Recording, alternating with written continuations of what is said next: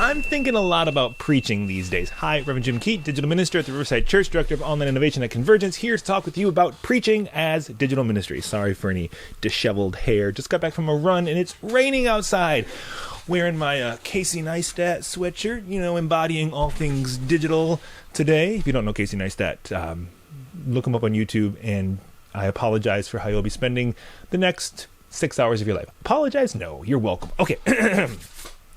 I'm wrapping up 2 sermons that I'm preaching in the next 3 weeks. I know some of you preach every week. That's not my rhythm, so And I host a weekly sermon prep conversation with the senior minister at the Riverside Church called The Word Made Fresh.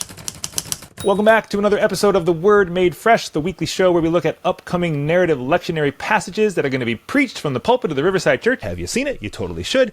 I host a sermon talkback every Sunday in virtual coffee hour. I have some friends scheming these gatherings that will help us explore this craft of preaching in new and necessary ways. More on that in the coming months. And then there's this little project that I'm producing, Bible in a Minute. Bible in a Minute. Bible in a Minute. Bible in a Minute. Which is one part education and a whole lot of parts preaching. But then again, when isn't preaching also education? And with all this preaching pondering, I've naturally let my mind drift to what it means to preach in digital spaces. So for this video, I want to share with you the 3 R's of preaching as digital ministry. Repurpose, replicate, and reimagine. Okay, let's start with repurpose. If you find yourself stepping into a physical pulpit on a regular basis, then it's essential that you are repurposing that preaching moment into ways that people can experience in digital spaces. Yeah, this can be as simple as live streaming your worship service and publishing just the sermon to YouTube with an intentional title and thumbnail, please. And yes, you should drop that sermon video into Opus Clip or another platform that generates short form clips from your long form video, and then publish 2 to 3 of those or more on Instagram Reels, TikTok, YouTube Shorts, and perhaps you even squeeze that sermon and all your hours of prep a bit more like we do at Riverside, and you host some sort of sermon prep conversation. Could be on Instagram Live or Zoom or a podcast, as well as a sermon talk back in a similar way. Why spend all that time planning and prepping just for 20 minutes in the room? Come on, repurpose the entire process, especially as it can become more accessible and engaging in digital spaces. So this is an easy way to take what you're already doing, the sermon you've already prepped, the thing you've already preached, and with a little extra effort and intentionality, you allow your preaching to be repurposed in a dozen digital spaces. Okay, so an easy and necessary first step is to repurpose what you're already doing. But the next step you can take requires a bit more effort and intentionality. And this is to replicate the preaching experience, specifically for these digital spaces. Essentially, you take the sermon that you're prepared to preach in the room, but you preach it directly to a camera. You record the sermon to publish or even go live in that very moment. And one thing I think you will quickly find is that you show up differently as a preacher when you enter this digital-only environment.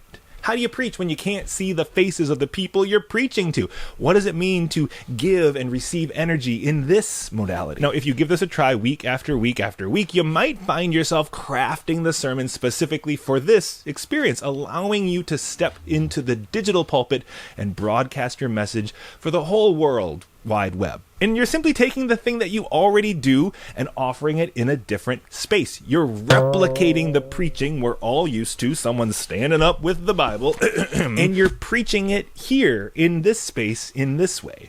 Rather than making your online community peek in through the windows to watch the sermon happen in some other room, you're bringing the same sermon to their particular online context. But preaching as digital ministry doesn't end with repurposing and replicating. The next and perhaps most necessary step is to reimagine what it means to preach for this particular online context. The environment shapes the experience. It always has. Imagine you step into a lofted pulpit in a grand cathedral. How do you show up as a preacher? Or you stand behind a music stand in a school cafetorium. And yes, I said cafetorium. How do you show up as a preacher? Or you're sitting around a campfire encircled by trees. How do you show up as a preacher? Or a small countryside church building. How do you show up as a preacher? The environment always impacts the experience. So why should this be any different for digital spaces? Rather than simply replicating or regurgitating the preaching of our past in digital spaces, what might it look like to reimagine the entire preaching experience with the digital context in mind? What does it mean to see TikTok, Reels, and Shorts as a pulpit? How might longer YouTube videos be an opportunity to preach with more than just your face on screen and your words fill in the speakers?